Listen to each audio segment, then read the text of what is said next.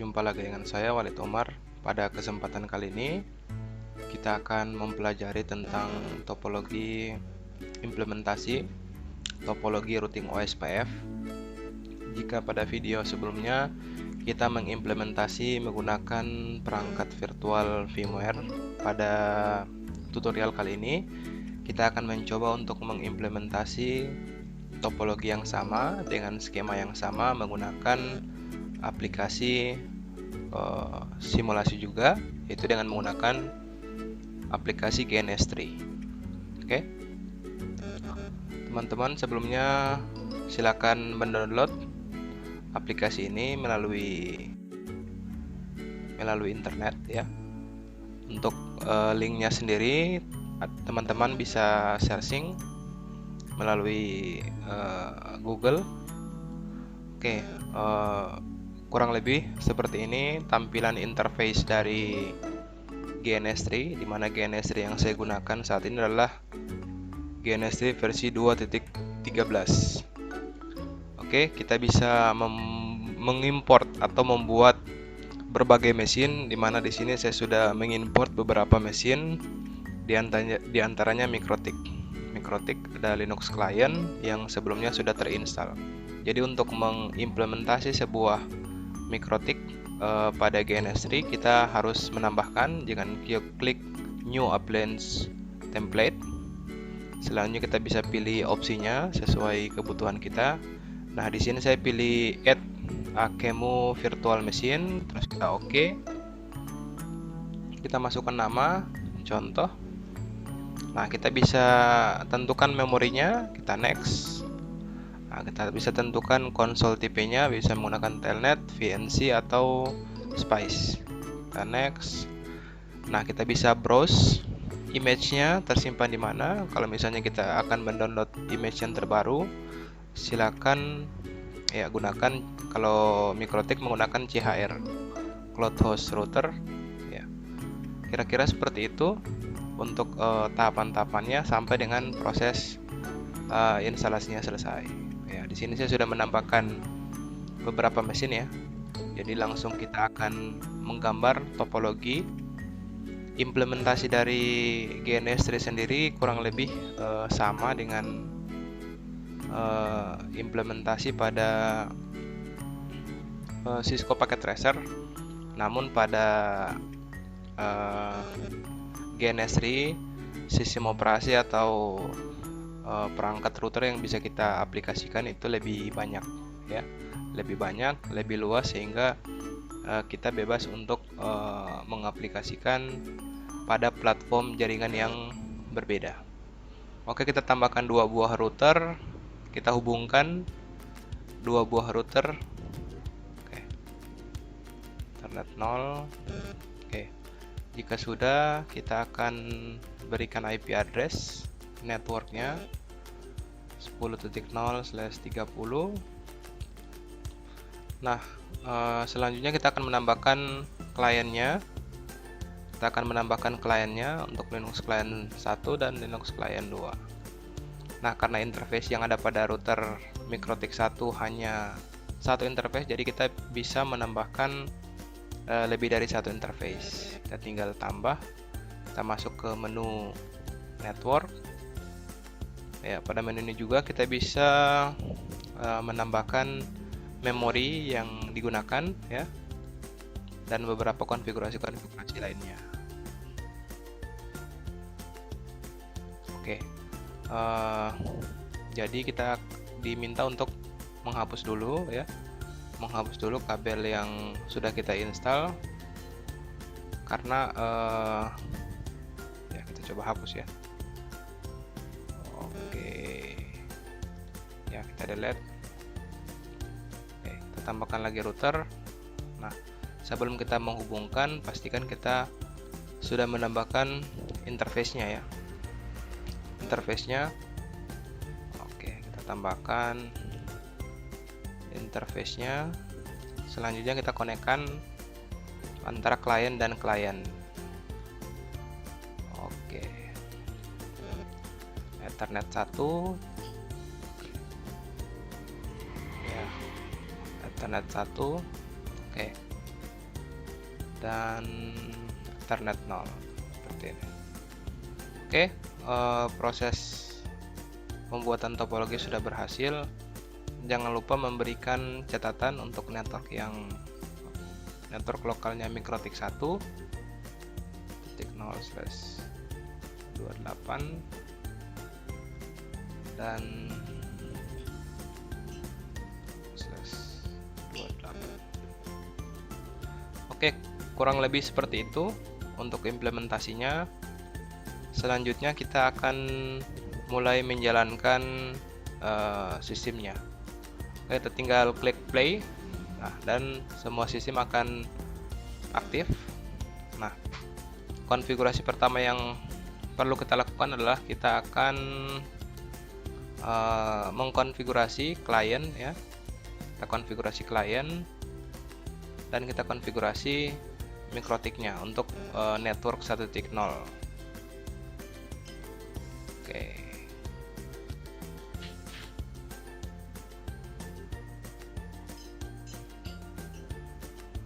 Oke, kita login. Ya.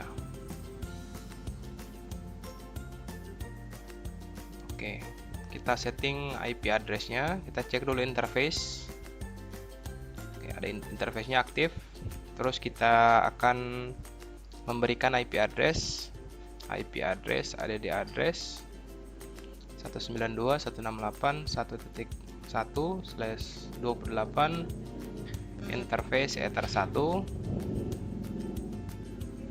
Oke, kita tinggal tunggu Linuxnya selesai melakukan proses booting. Oke, kita login dengan user GNS3, passwordnya GNS3. Oke, jika sudah, kita akan setting IP address-nya, sehingga kita harus memastikan router Mikrotik 1 connect dengan Linux client 1. Kita masuk root ifconfig eth0 192.168.1.2 netmask 240. Nah, kita coba ping ke router kita. Ya, harusnya bisa ngeping ya. Kalau tidak bisa ngeping, biasanya ada kesalahan pada pemberian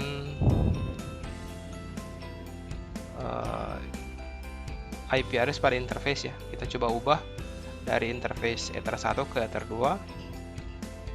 Oke, ternyata ada kesalahan pemberian interface, dan saat ini router dan klien sudah saling terhubung. Oke, selanjutnya kita akan konfigurasi IP address untuk Ether satunya ya. Ether satunya IP address ada di address 10.1/20/30 interface Ether 1. Kita cek. Oke, proses konfigurasi di router 1, konfigurasi IP address di router 1 sudah berhasil. Selanjutnya kita akan konfigurasi ke Mikrotik 2. Oke. Dan Linux client 2.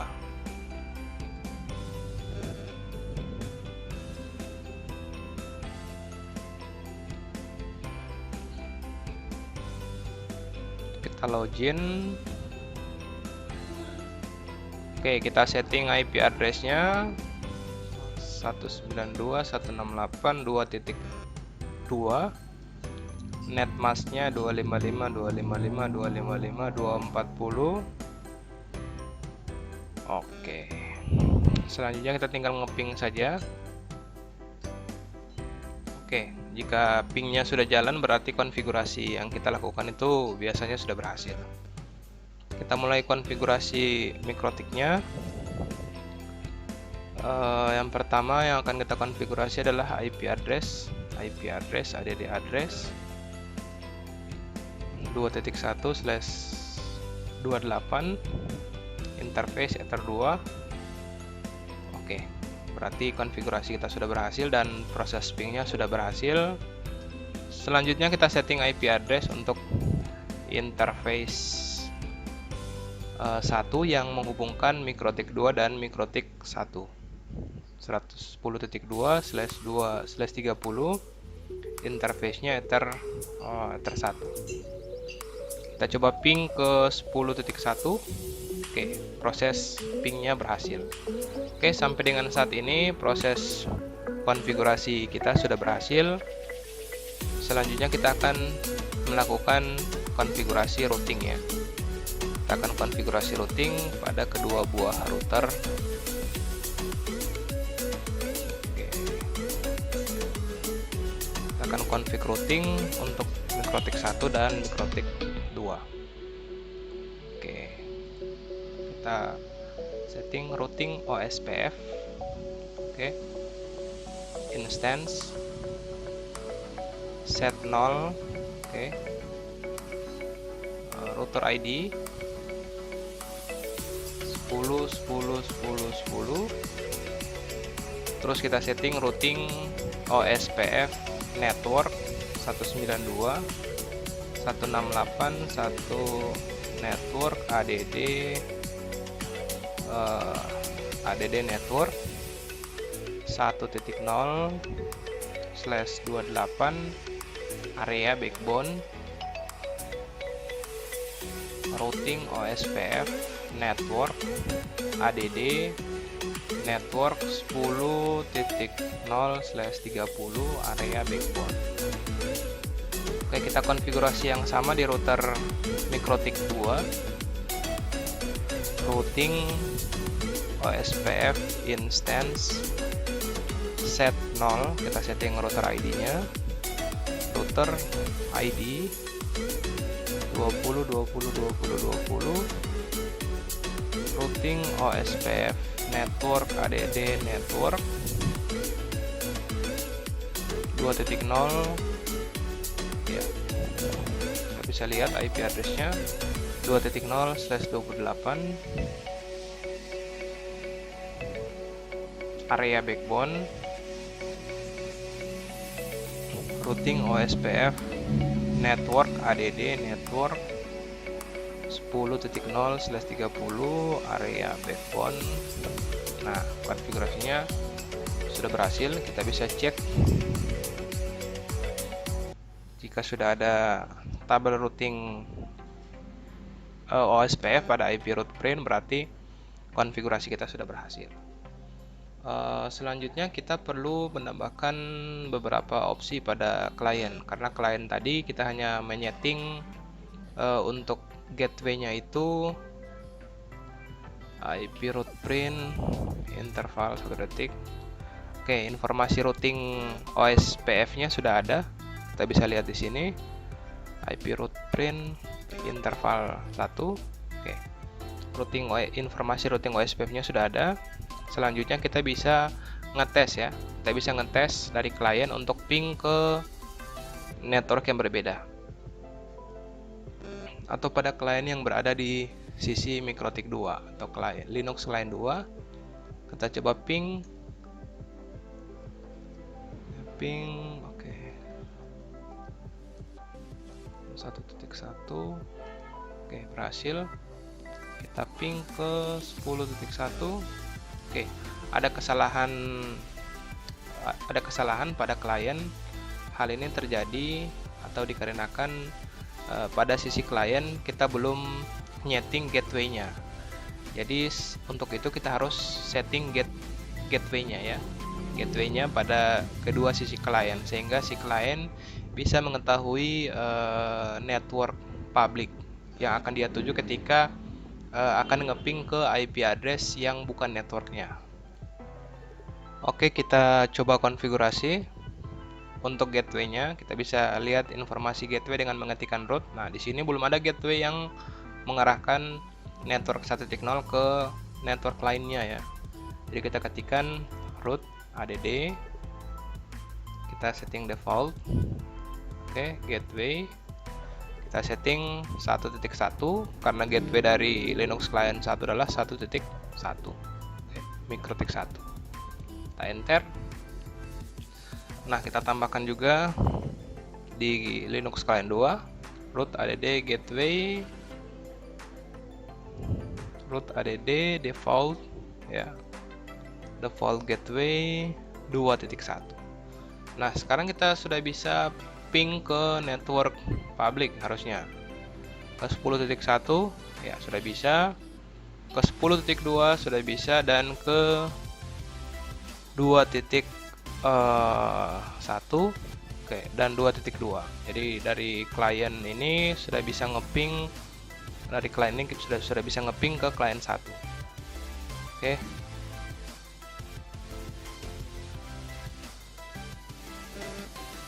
Oke, jadi sudah bisa jalan. Oke, saya rasa cukup mudah untuk mengkonfigurasi ini. Oke, kita bisa lihat paket dengan perintah traceroute